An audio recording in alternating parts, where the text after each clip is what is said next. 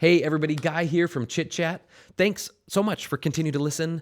As this podcast continues to grow, we're so thankful for all of you for continuing to listen and to be a part of this.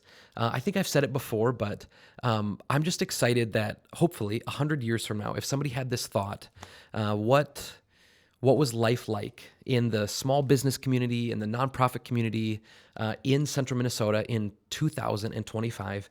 They'll have this little snapshot of all these different voices of people in our community that care about our town and our people and what's happening here. And today's conversation with my new friend, John Herges from Falcon National Bank was that. John has been in our community a long time, and his role as a banker and owning a bank, he gets to be involved and a part of so many different neat business opportunities. And I felt like I knew John a little bit because I know so many of the staff and the people that work at Falcon, and they've got a really, really incredible team, and they're super involved in our community. And it was a fun conversation, and I'm thankful. Also, we didn't actually talk about downtown today, but just having owning a building downtown, that there are people like John who continue to work hard to make our downtown better too. So, thanks again for continuing to listen, and have a great day.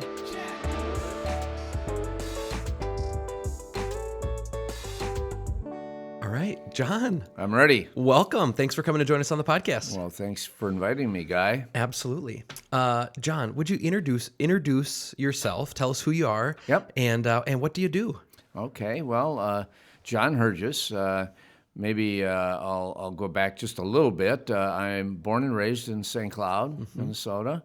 Went to St. Mary's grade school, Cathedral High School, St. Cloud State University, and you're a product of our town. I'm a product of St. Cloud, Minnesota, and that's why I'm so devoted to the greater area of St. Cloud.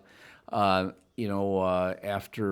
college, I was fortunate enough to get a job with back then it was First American National Bank, which was a Bremer-owned bank. Okay. So I worked at the Bremer organization for 20 years.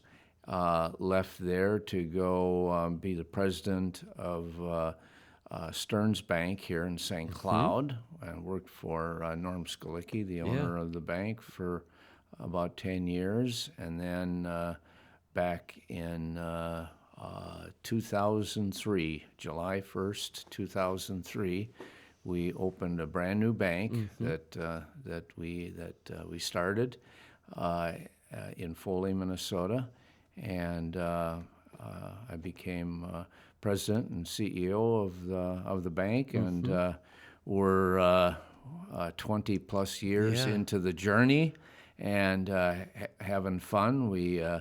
We started, as I mentioned, in Foley, came to St. Cloud in 2006, where we're located downtown here in the Germain Plaza building, 7-story building in downtown St. Cloud. That's got to be the tallest building downtown, right? It is. Yeah. It is. And then over the 20-plus years, we've had a few bank acquisitions. We acquired the State Bank of Richmond in 2012.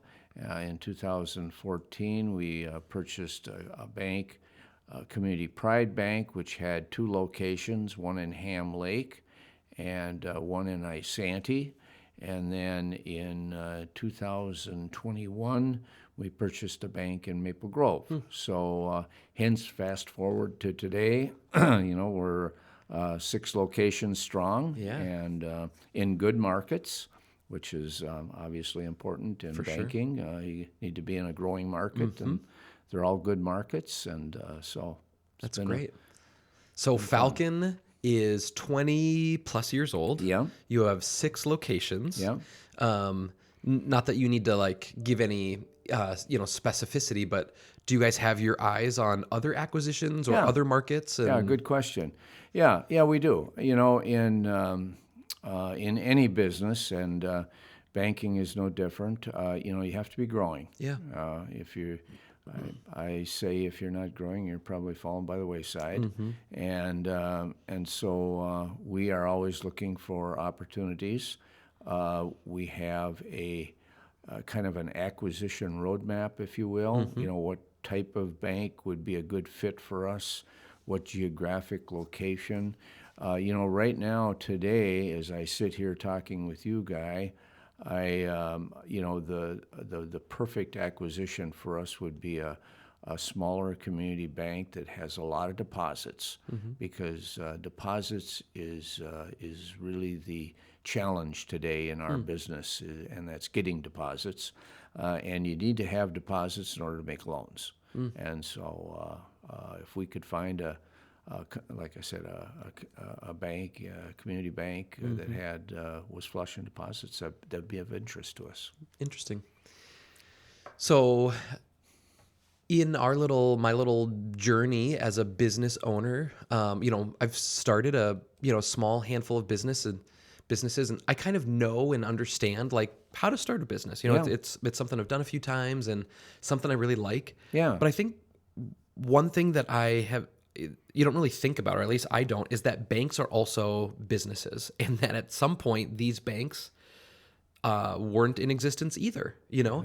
Yeah. But for some reason, there's this little like hurdle, like this like little mental roadblock in thinking about a bank as at one point someone's sitting around thinking like, you know what? I think there's a hole in the marketplace, which is exactly what we do for any of our businesses. I think there's a hole in the marketplace, and if we provided this kind of product with this kind of energy and care for our customers, I think that we could do something great for that community. For some reason, I don't think of banks as that thing. But what was it like to, just because there are lots of banks, and I'm guessing in 2003, while I was here in 2003, there were lots of banks. How did you come around to thinking like, man, I think there's room in this marketplace for another bank, for a bank that does banking in this kind of way? Yeah. Well, you know, what you just described as to what thought process you go through when you start a business, that's exactly what you do when you start a bank. Yeah. And, you know, I had originally four partners, so there were five of us that originally started the bank. And two of the partners were in Benton County and in the Foley area. And so Foley was a bedroom community to St. Cloud. Yep. It was there were plans in place. If you recall, this is back a few 20 some years ago. There was a 4-lane going to be built from St. Cloud out to Foley, and Foley was a county seat of Benton County. And there was only one other financial institution in the general area, and that financial institution was a branch of a bigger bank in the metro area, Franston Bank. Yeah. And so, you know, we thought there was a real void in that market for a community bank that would be, you know, customer driven, you know, high touch, not necessarily the highest tech, but you got to offer technology as well. There's kind of a sweet spot there. Yeah, and we started out and continue to have a big focus on small and medium-sized businesses, and then some ag. Foley did have an ag base, and so you know, that's the thought process we went through. You know, which is you lay out a business plan, you lay out projections. You know, there's a capital requirement. One of the probably unique things in banking that you don't have in just you know. A restaurant or a manufacturing business, or you know, pick the business, is the regulatory oversight. And so one of the big things that we had to do was get regulatory approval to do this. And you know, they scrutinize your plan and make sure you have a sound plan. You got to have capital. So the five of us had to come up with enough capital to support what we were doing. Can I ask you a little question about that? Yeah. So the capital that you brought to the table for that, Yeah. is that just the capital to run a sound business? So they care about you running a really sound business? Or since the role of a bank, or one of the roles of a bank is to provide loans to other businesses. When you brought the capital to the table, was it all of the money for the future loans, or could a bank go to another bank for a loan to cover the capital for when you guys hand out loans? Yeah. Or did you have to come with all that? You can leverage your capital about 10 to 1. Okay. But you have to have their what they look at is to make sure you have enough capital, to support what type of growth you have in mind. Yeah. And then their big thing is always they want to protect the depositor. Yep. And and FDIC, which is one of the regulatory agencies that scrutinize it, they provide insurance to depositors, and so if they're providing insurance to Falcon National Bank, They're really backing you. customers, they want to make darn sure we're on the right track. Yeah. Yeah. Because if the bank goes insolvent, then it's the Yeah. FDIC that shows up to Yeah. underwrite basically all of that. Yeah, but I've spent my entire life making loans to entrepreneurs that want to start a business, Right. and I had never started one myself. And Interesting. it was lessons learned. I'll tell you, That's cool. I have a whole new perspective and a whole new respect for entrepreneurs that take it upon themselves to start a business, because it's not a cakewalk. Yeah. And you got to make sure that you plan. I always, when we were talking to people that want to start a business, I said, well, what's your business model? What's your business plan? Show me your projections and what have you. And most of the time, people are way optimistic Oh, yeah. about how quickly they can generate income and what have you. And I found out firsthand. We started the bank. We had to have some capital calls early on because we lost money for the first year and a half or so, and you got to have the support in order to do that. Yeah. All super interesting. Yeah. When I mean, maybe when you were a banker or are a banker, like, do you still work? I mean, I know that you're the president and CEO, but do you still work as a banker? Are you sitting down across the table with people who are asking you for money and for loans? Or is your job just oversight of the business? Well, I'm day to day for sure, sun up to sundown For sure. and what I would typically do is I may be out and about in the community, run across somebody, or somebody approaches me that wants to talk about a loan, either a purchase, an acquisition, a startup, whatever the case might be.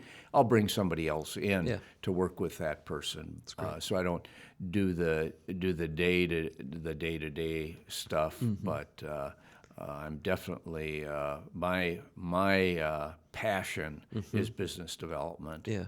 And That's cool. that's what I like to do best, and what probably I'm best at. When you're sitting across the table from someone, obviously, if the numbers don't make sense at all, right? Someone sits down and says, I have an idea for a dog walking business, and I need $1 million, and, I can bring in, a couple $100 a day or something. Like at some point, just the numbers just don't make sense. And it doesn't matter how much you like someone or believe that they'll be a good dog walker. It just doesn't make sense for the amount that they're asking, right? So obviously that's true, but when you're giving loans and you're thinking about how to get involved in these people's startups and their businesses, what percentage or how much of that decision, yes or no, is based on the really solid numbers, and how much of it is just like, I actually just believe in you. My gut says our community needs this. You might not get a yes at a lot of other banks, but man, I personally believe in you and what you're doing. How do those two things kind of affect the decision-making process in banking? I think they come together. I think starting out, the person's got to be of good character, and you have to have a good feeling for it. But they also have to have a good business model. There's a lot of really good, nice people out there that that can make a mistake, and an honest mistake. And so sometimes the best advice or the best thing you can do for that type of person, if you don't see it working out in the numbers, is to say no. Or maybe there's an option. Maybe there's some options for them. What we will quite often do in the circumstances that you just described, if it looks like the business model or the business plan isn't just structured right, or there's some tweaks to it, there's some resources in the community that people sometimes don't know about. The Small Business Development Center is a resource that we use a lot. They will sit down with somebody and really counsel them and help them with the business plan. Ask them questions that could tweak it so that it does make sense. And then there's also SCORE, and they have executives that have, they can match you with somebody that, like, if you want to start a restaurant, they can. There's a SCORE representative that has run a restaurant all their life, and they can sit down with you and they know firsthand what you're going to be dealing with, and so those are some resources, just a couple of resources that we use. There's I always consult people when they're starting a new business. They need a good lawyer, they need a good banker, and they need a good accountant. And if you have those three advisors helping you out, that makes a big difference. And insurance. Insurance is a really, really, really thoughtful and really good insurance guy. We actually, I've been in business in some capacity for over 15 years, and I've had, little things that I've needed legal help with over the years, little contracts or, things getting drawn up. But I haven't really needed, I need a lawyer who I kind of have on retainer, who I could call. And recently, in the last, just as our stuff has gotten more complex and there's just more moving pieces, we've recently kind of jumped into having a lawyer. Like now, when something legal comes up, I have a person, and it is incredible having someone that knows our business. And it took time, I think that's one of the sweet things about having these people that are in your corner and in your camp for a long time is it took a long time to get our lawyer kind of up to speed on all of the little variables of our business and who's who and what business is what and that thing. And now it's done. And so now when we call her or email, she knows and understands what we're doing, and she's just there with us. She's in the thick of it, and jumping into that kind of relationship has been really incredible. Really incredible. Very, very important. And okay, so you said that when you started Falcon, you had four other partners. There were 5 of us. And are there still 5 owners of Falcon? No. So over the 20 plus years, we've in order to make the acquisitions that I described earlier, and in order to continue to grow, we did bring in other investors to be partners. The 5 of us original have enough ownership to have control, and so but the other investors, they've done well for themselves because the stock is really has appreciated in value. So that's a good thing for them. And we also over these 20 plus years brought in some key employees, and that I've always been an advocate for that. If you have a good person that's really doing a good job, and you want to keep him or her, allow them to be an owner, and then hopefully they'll when they're doing their job on a daily basis, they're not only looking at it through the lens of an employee, but also through the lens of an owner, because they are one. Yeah. I absolutely love that. Story is the driving force for us here at Switchboard. Story is also the reason that Chit Chat exists. We tell stories of the people around us through photos, videos, branding, and websites. Story helps us find meaning, and it draws a community together, and we would love to help tell your story. You can find us at www.switchboard.mn. We would love to meet you. We'd love to talk with you and learn more about the story that you are trying to tell and how our story-driven marketing tools can help you communicate better. Can't wait to talk to you soon. As you guys, as you navigate the kind of the banking and small business kind of world, Yeah. the last couple of years have been really interesting. Interest rates have been crazy. We had, just a couple years ago, interest rates were nothing, and now interest rates are high. It just feels like there's been lots of turmoil and just it's been really tumultuous. Yep. How has that been? As a small business owner, I feel it, right? Yep. But from a bank's perspective, where you're kind of holding the hand of all of these small business owners, what has that been like for you guys to navigate some of the trouble? There's been some really challenging times in the last few years, and I don't think what I'm going to talk about is unique to Falcon National Bank. Sure. I think financial institutions in general have experienced it, and business owners have experienced it. But you look at the pandemic and what happened there, everything shutting down.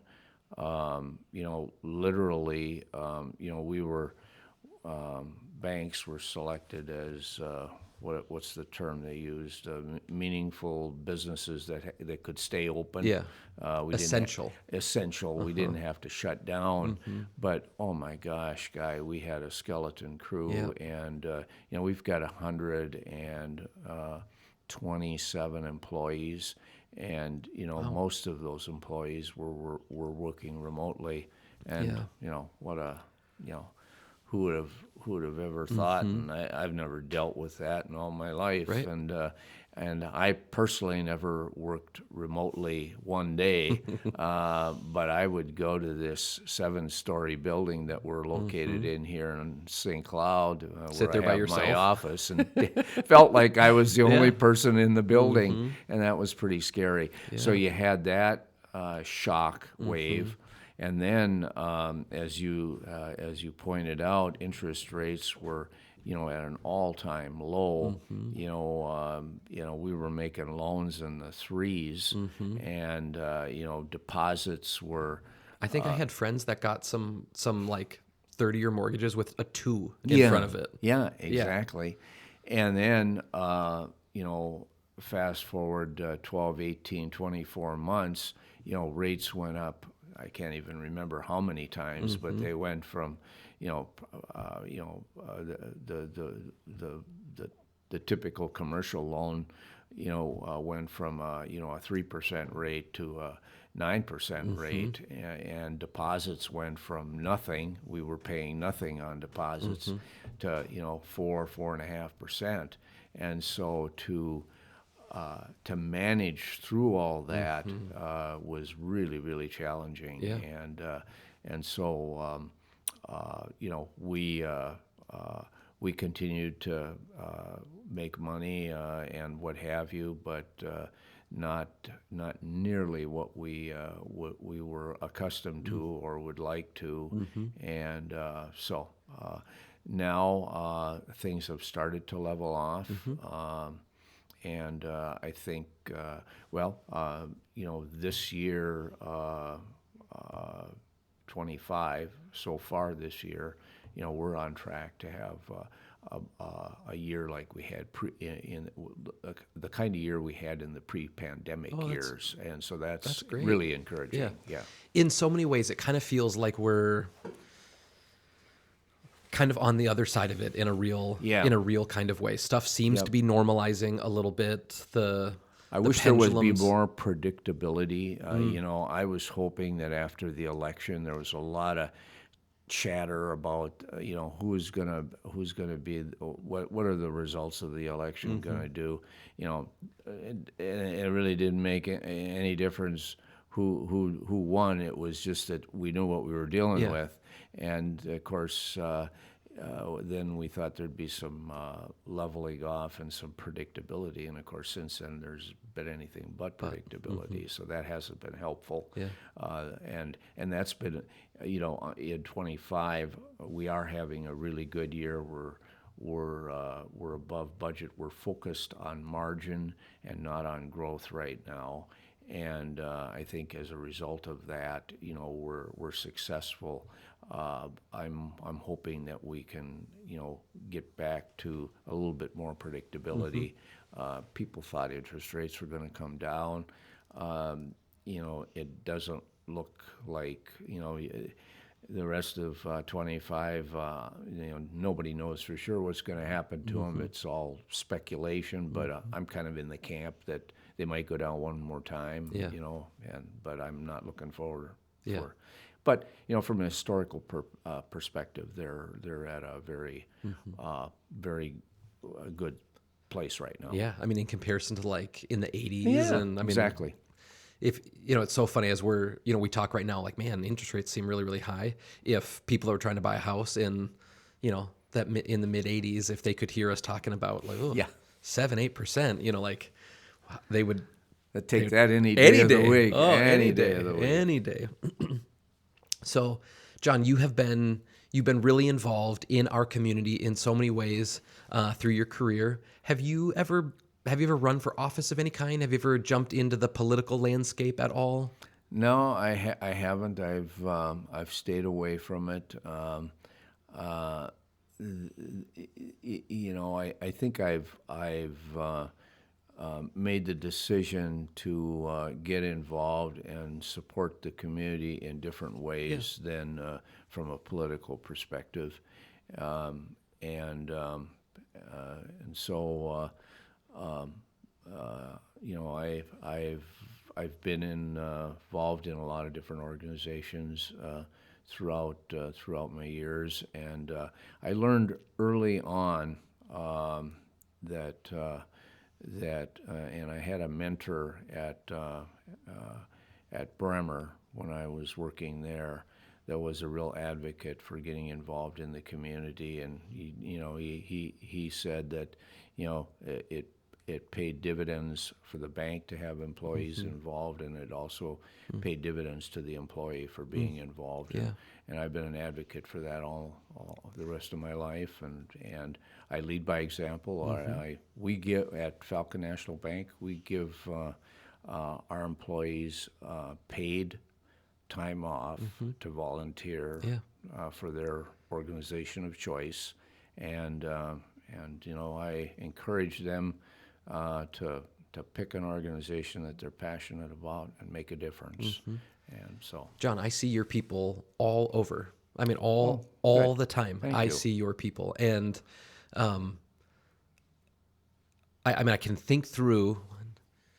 I maybe know a half a dozen, and of the 120 plus, I maybe only know a half a dozen, but all of the ones I know, I like very much. Yeah, well, thank you for saying that, Guy. Your team is really, really great, and I do quite a bit in the chamber, and so like Ann Thielen, I have got to spend so much time Paula with Ann. Capes, At Paula as well, and Brandon. They're just wonderful, wonderful people who give graciously into our community, and it's neat to see.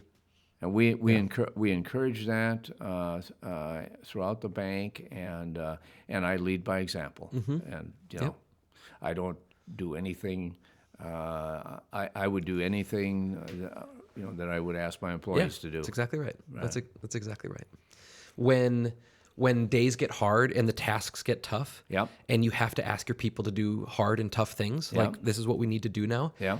There is you can sleep well at night knowing like every hard and challenging task that I've called my people to do today, I have done and am doing alongside of them. Amen. It really does.